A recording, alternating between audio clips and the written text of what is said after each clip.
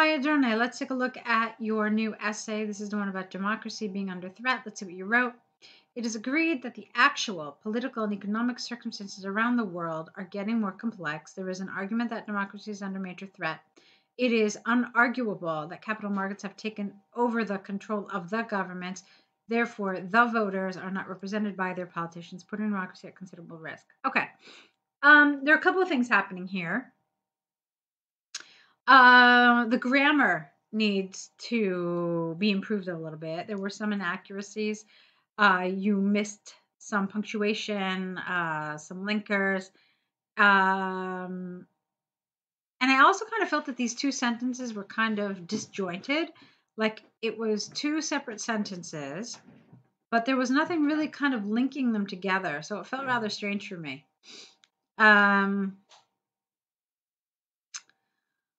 So let's talk about it. It is agreed. I think what you meant here is that it is argued that political and economic circumstances around the world are getting more complex, and there is an argument that democracy is under major threat.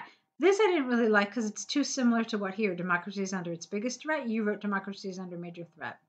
So you could have just said something like democracy is in danger. Okay? But again, it should have been it is argued. All right. And then et cetera, democracy is in danger. And then you could say, I agree with those who believe that capital markets have taken over control of the government. Taken over control, not the control, have taken over control of the government. Therefore, voters are not represented by their politicians, putting democracy at risk. And then it's a little better that way, okay? But you could see that I changed a couple of things, changing this word and then changing this phrase, and then that improves it on the whole. All right, let's continue. Let's go on. It is widely argued that governments have failed to take decisions that benefit society. You don't need a comma there. Due to the external economic powers. You don't need a the here. Due to external economic powers. This is the first time you're mentioning them. We don't know which external powers you mean, so you don't need the. Based on democratic values, governments should intervene in capital markets in order to provide economic fairness and maximize social welfare. However, the world population is facing inefficient markets where the resources are not optimally allocated, resulting in assets that might be over or undervalued in the market and creating opportunities for excess profit. A clear example of this is the housing crisis, where wealthy people are able to acquire more than one house while others are not able to access housing. Okay. All right, let's continue. He had some really nice vocabulary here, so I'm really happy about that. Let's see. Okay. Another factor endangering democracy is the growing number of corrupted politicians and bribery cases, especially linked to the private sectors and politicians. Again, the private sector. All right, no S here. To illustrate this, at the end of the Great Recession in Spain, the prime minister and other politicians were accused of receiving, we don't call this black money, we call this maybe bribes. Maybe this is what you're referring to, but black money is not a correct term in English. Or illicit funds, maybe that would have been okay, from private construction companies to decide in favor of private construction contacts. Okay, careful. Private construction. All right, just get rid of one of them. How about from construction companies to decide in favor of I don't know, their contracts or something else, but not private construction twice. It is clear that in this case, democracy is failing to protect the interest of citizens in order to benefit certain capital markets. Okay, fine. To sum up, it is clear that economic interests and greedy politicians can definitely put a toll on genuine democratic values. Okay, I like that. I really liked a lot of vocabulary here. Yeah, there was a little bit of an error. I have to be honest with you. In my opinion, this is probably one of the hardest ones that we do in the course. I thought you did okay with it. I don't know how I felt about the example of the housing crisis. I'm not really entirely sure. And to be honest with you, I'm not entirely sure that I agree with your examples in general about the markets. In my mind, the markets is something else, but I'm going to go with it just because I do feel like this is rather tricky. So, in general, I thought you did a nice job of it. You decided to stick to just one side of the argument. You did it well because you dealt with the two different elements of this in one paragraph. So I thought you did a good job. Like I said, this is probably the hardest one that we do here at IELTS Podcast. So I thought you did it pretty well. Nice vocabulary for sure. Just be careful with some of the thes, some of those plurals, and some of the little grammar things. All right, let's see now what you've got here with recycling in Madrid, Barcelona, and then worldwide. Okay, let's see. Remember that they're called bar charts, not bar graphs. They're called line graphs or bar charts or pie charts. So the 3 bar charts illustrate the recycling habits. Okay. The recycling habits in 2 major cities in Spain, Madrid and Barcelona, as well as worldwide. Yeah, this is a little awkward. Recycling habits on paper, and glass and plastic. There's another way to say this when I'm struggling with rephrasing it for you. The 3 bar charts illustrate the paper, glass, and plastics recycling habits in 2 major cities in Spain. That works a little better. What do you think? All right, let's move on. Barcelona and Madrid had the highest percentage. Let's see, Barcelona and Madrid had the highest percentage for glass recycling at 55 and 38% respectively, whereas worldwide glass was the material that had been recycled.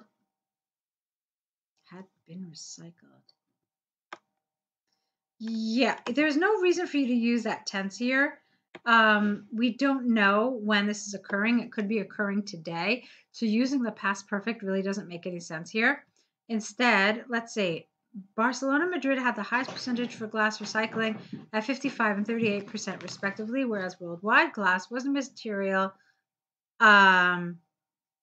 with the least recycling at only 10%. That's better.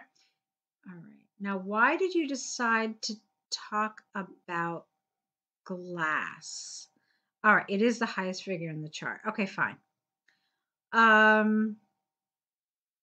In comparison, paper was the most reused component worldwide. Good.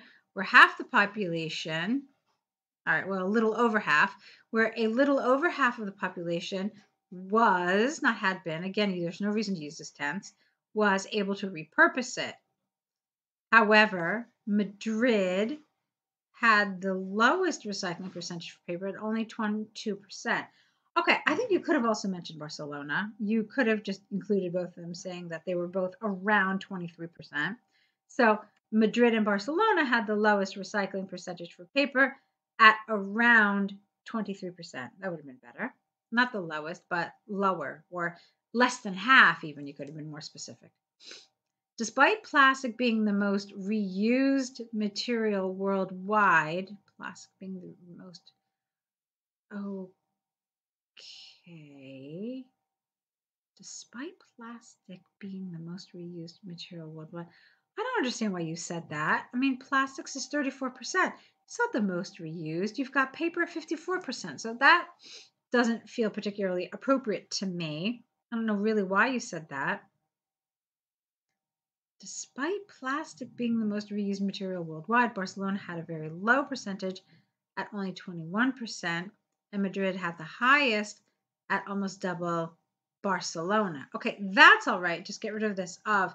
But this first part of the sentence doesn't really make any sense to me. It's not the most reused. It's the second most reused. Let's see. So I would have absolutely rephrased this whole paragraph. In fact, I don't think I would have put it in a paragraph. I would have just attached it to one of the other ones. Let's see. Yeah, so I didn't think that this was accurate. That needed to be reworded. Overall, the world trend has mostly been to recycle paper and plastic, whereas in Spain, glass has the highest percentage of recycling, get rid of glass. Worldwide, the least recycled item has been glass in comparison with Spain, which has the highest percentage for both cities and repurposing this material. All right, I don't really love this overview. I can't really say I love it. I think there were a couple of things you could have done. Remember what the overview is supposed to do. It's supposed to give us the thing that really sticks out, the biggest trend. So there are a handful of things you could have said here. You're absolutely right in that we are essentially comparing Madrid and Barcelona with the worldwide trend. So you understood that and you did a great job of that. However, I don't entirely agree with your overview. I thought that it was a little repetitive, too much focus on glass. Don't really understand why. I think what you could have said is something like, let's see, overall, it is clear that Madrid and Barcelona did no. Overall, it is clear that the recycling habits in Madrid and Barcelona did not resemble those worldwide, where the most recycled material was paper and the least was glass. Okay, so that for me would have been good. This way you're telling us that, yeah, this is what's happening worldwide, but in Madrid and Barcelona, it's a totally different picture. So I think an overview like that would have been good. It gives us the overall trend without really going into much detail and just telling us that what happened in Madrid and Barcelona is really a lot different. So that's kind of how I would have done it. I felt like you focused too much. Hang on, what happened here?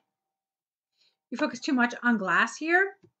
That's what it really, like, the whole thing felt about. So I would have rewritten that a little bit. So it's a good attempt overall. I mean, you understood it, you focus on a lot of the right things, but there are some changes I would have made to improve it. Okay. So go ahead, correct them, send us another set of essays. The corrections are for you to, just improve and to practice. And I'm looking forward to another set from you. So good luck.